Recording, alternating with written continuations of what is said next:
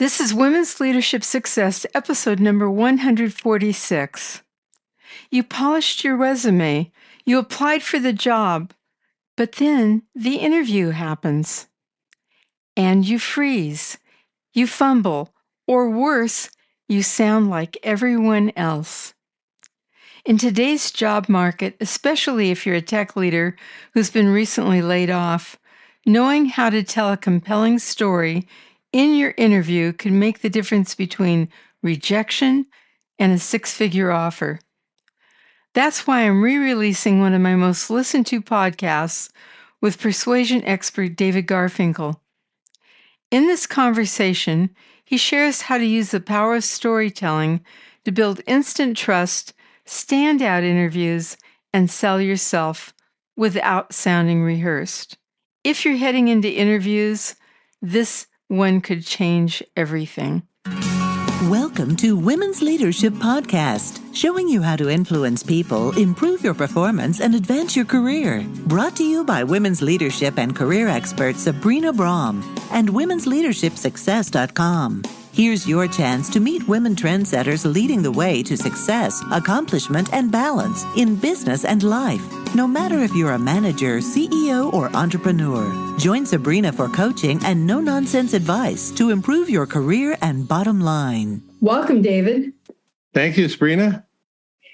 And I just want to say to start with, I really enjoyed your book. And one of the things that you mentioned to me offline, I'd just like to ask you, how long have you been thinking about writing this book and the ideas that you've come up with?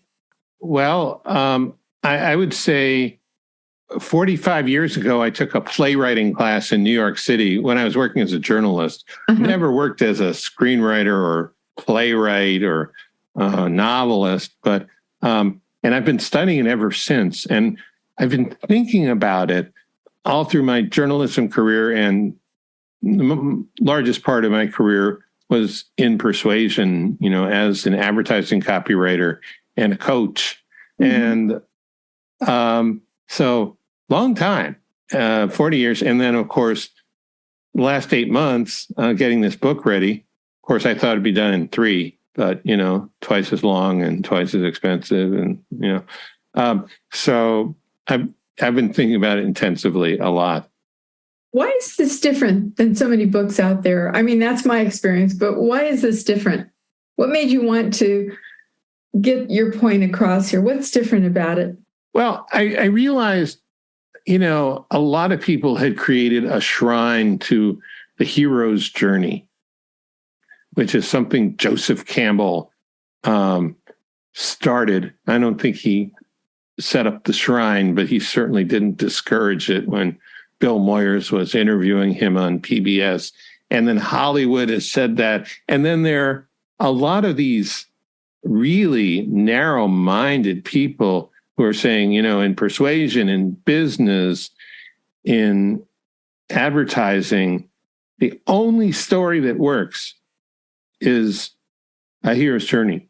Even though those actual words are a different kind of story, which I identify in my book.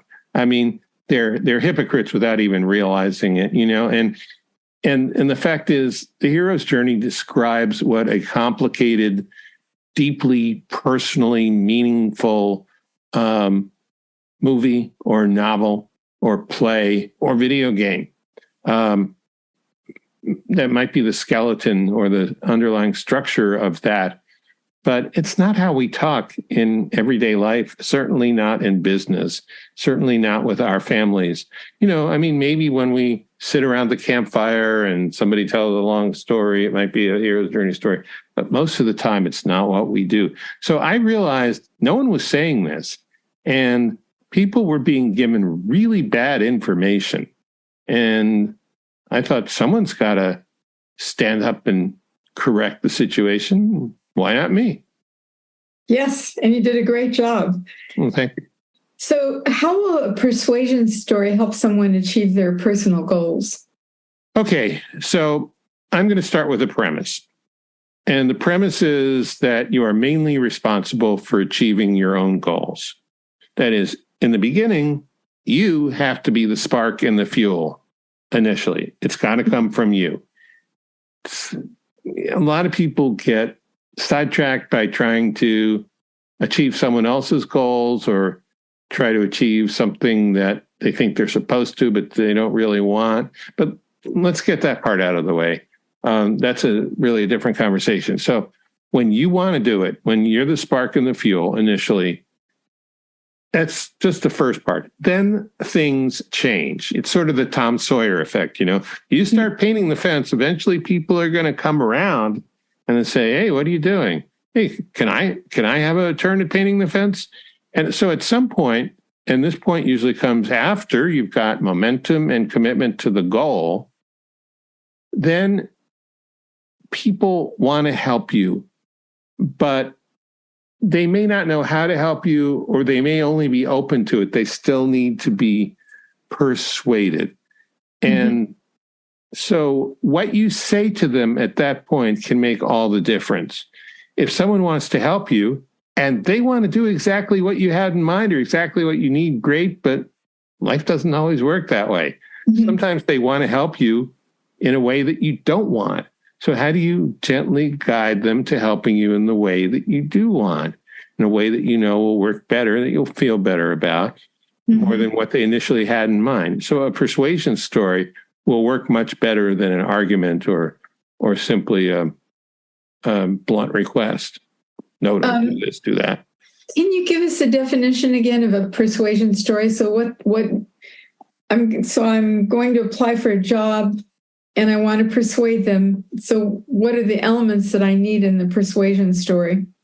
Well, okay. So in a situation like that, so the definition of a persuasion story is a story that upon hearing it, someone is more willing to agree to something. And that something might be respect, being open, curiosity. So you need to kind of have some objectives. The idea with persuasion stories is that each one is a step on the path to a yes. And sometimes you're only one step away, and one step is all you need. But just as often, there are a few steps you have to take. Let's say you're applying for a director job, and the hiring manager says, well, why do you think you're the best person for this job? Or some other standard interview question. And so maybe the standard response is you mentally take out your resume and you recite a list of degrees and certifications and accomplishments. But that's kind of silly, really, right? I mean, they've already read that on your LinkedIn page or your resume or your application.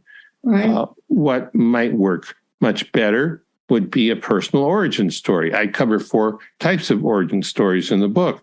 One that would work really well in a job interview situation is the qualifications track record story, where you're giving some of the same information, but you're doing it in a story. You're weaving together 2 or 3 intriguing highlights from your past that show that the person can visualize, they can experience it as you're telling it, that you have performed in an unusually impressive way under difficult circumstances.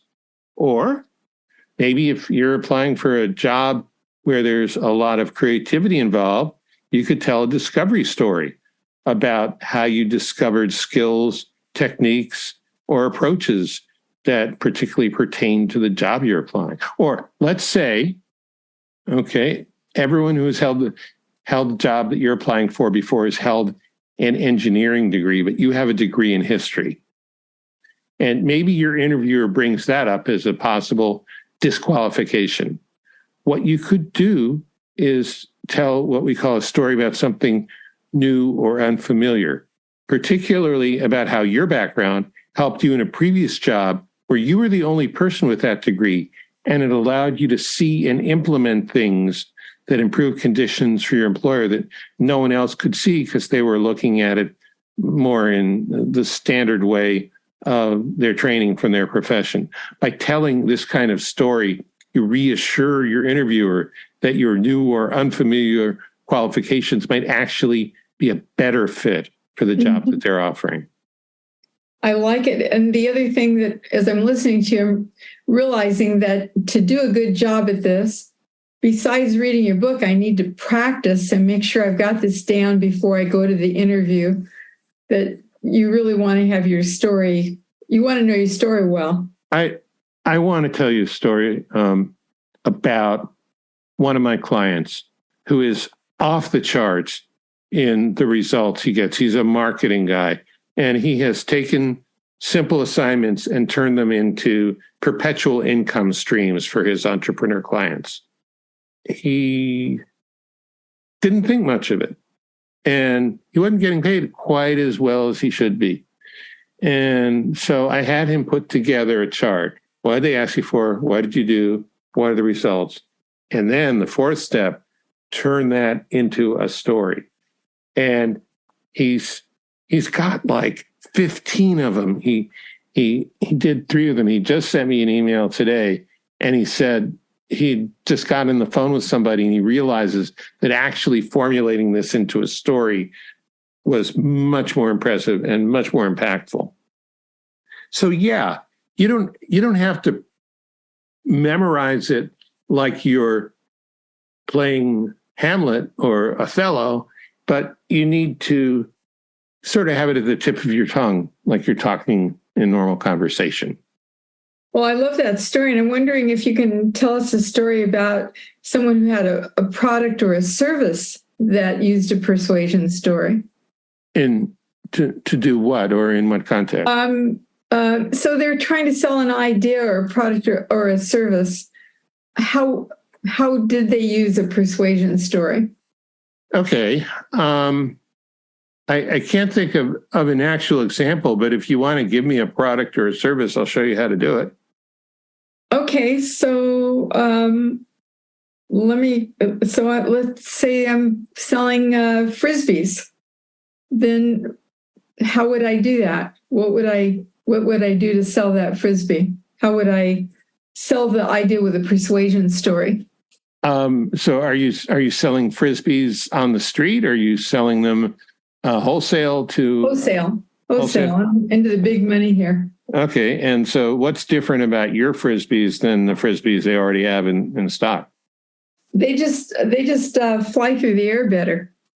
Okay, good. They're easier to hold, and the colors are gorgeous.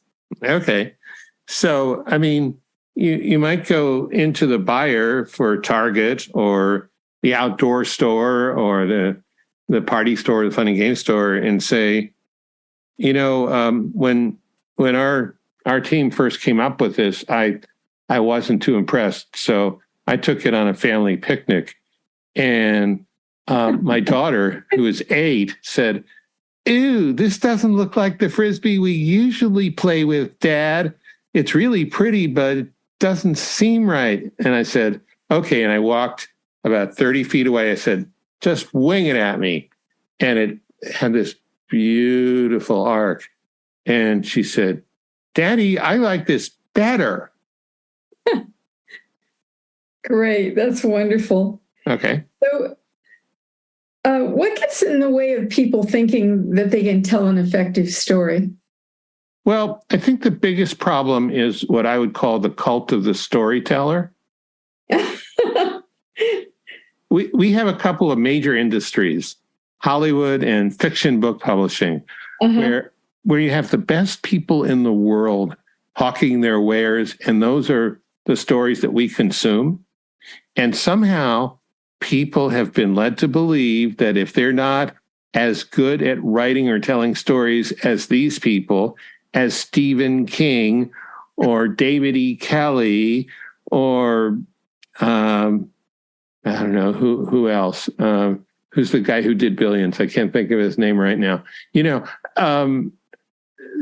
Then they're not worthy of telling stories at all. But it's not a fair comparison. I mean, you don't have to be Vanessa Williams to play tennis, right? I mean, right. Plus, well, people don't play tennis all the time. People tell stories all the time. It's in our nature. It's just how we roll as humans. So the reality is, you don't have to be a professional storyteller to tell an effective persuasion story. You just need to be human. And the good news is all of us qualify for that, I think. Yeah, and all of us have lots of stories in us. No matter who you are, you've had experiences that could be interesting to other people. That's absolutely right. And one reason people don't do it is they don't quite know how to tell a story. They don't know what goes in it. That's something I tried to address in the book. I wanted to give people not only an example of the story, but tips and hints on how exactly to put your story together and what to look for. Right. So, you have easy steps that you do in order to make the story work really well. I do. That's one thing I learned to do a while ago, and I think it's one of the unique things I do when I teach. That I'm really able to break it down into tangible steps that non-experts can understand and use. Beautiful. So if someone's skeptical about an idea that you're trying to convince them about, what kind of persuasion story would help you build trust and get your ideas accepted? Okay. So there are a lot of good persuasion stories you can use, but I think one of the best for convincing a skeptical person is a case study. Now, when you hear the term case study, you might be thinking about, a white paper or some elaborate, detailed study of what you have to recite with lots of references and data. No, that's not the kind of case study I'm talking about here. A persuasion story case study is much simpler. If you have documented proof or anecdotal evidence that your idea will work, and you have discovered what the result your idea will provide is, that will be of interest to the person you're talking about, you can put together a case study this way. It's simply a listing of events in story format. A situation where something needed fixing or needed to happen, then events that unfolded, followed by the result you got. Now, when you tell these in a narrative fashion, the same way you would tell a friend about a trip to a new town, and everything is based on facts, it becomes very compelling. Can you give us an example? Well, there's one in my book. I don't remember all the details, but this guy, he did some kind of online training. Okay. And he was running ads on Facebook, and he was spending all this money and not filling up the classes. And so he went to a marketing consultant, and the marketing consultant is very analytical, almost had X-ray vision. And he found out there was nothing wrong with the Facebook ads. They were performing fine. There was something wrong inside his funnel process. I don't really remember exactly what it was, but it was something that was not be obvious even to most experts. So the consultant fixed that, and now this guy can't turn on his ads for more than 2 days because it keeps filling up his classes. That's a case study. Beautiful. So what's the most important things to remember when telling a good persuasion story? Okay. So first thing is, remember that your story is personal. Okay. It's a communication between you and a person or people that you're talking to. And this may sound obvious or pointless to mention, but it's not. A lot of people check out mentally and emotionally when they're talking, and that robs the story of its power. So you want to stay connected to who you're talking to when you're telling the story. The second thing to remember is remember your objective. If it's an origin story, your objective might be to make your listener aware of the events that led up to the present moment. If it's a reassurance story, your objective might be to reassure your listener, ease their doubts and their worries. Tell your story with your objective in mind. It will make a difference. And finally, it'd be a good idea to work out your story in advance and then boil it down to the most concise conversational format that you can and practice it a few times. Let it become familiar. Let it become a part of you. But remember, when you tell it, it needs to come across like you're having a conversation, not repeating something that you memorized. That's beautiful. I want to thank you so much for coming on the show today. It's been very informative, exciting, and I'm looking forward to changing my stories so that I can persuade people better. Thank you so much, David. You're welcome. Thank you, Sabrina. Thank you for tuning in. If you found value today, please subscribe and leave a review to help other leaders discover these insights. For weekly advancement strategies, subscribe to the Missing Leadership Link, my 5-minute newsletter delivering tactics top executives use to increase visibility and command respect in meetings. Find it at sabrinabrahm.com/missing leadership link. Would you like to advance your career faster? Coaching with me will help. Contact me at sabrinabrahm.com about coaching or joining my exclusive Impact Executive Leadership Mastermind. Follow me on LinkedIn for daily leadership tips. Just search Sabrina Brahm Executive Leadership Coach. Until next time, keep elevating your presence and advancing your career. Thank you for joining your host, Sabrina Brahm, on another Women's Leadership Podcast. If you have questions or comments, you can email her at sabrina@sabrinabrahm.com. Since 1989, Sabrina and her team have helped hundreds of women managers, business leaders, and entrepreneurs with valuable trainings, articles, books, and executive coaching. For additional tips, interviews, and free access to Great Leaders Today mini course, visit www.womensleadershipsuccess.com.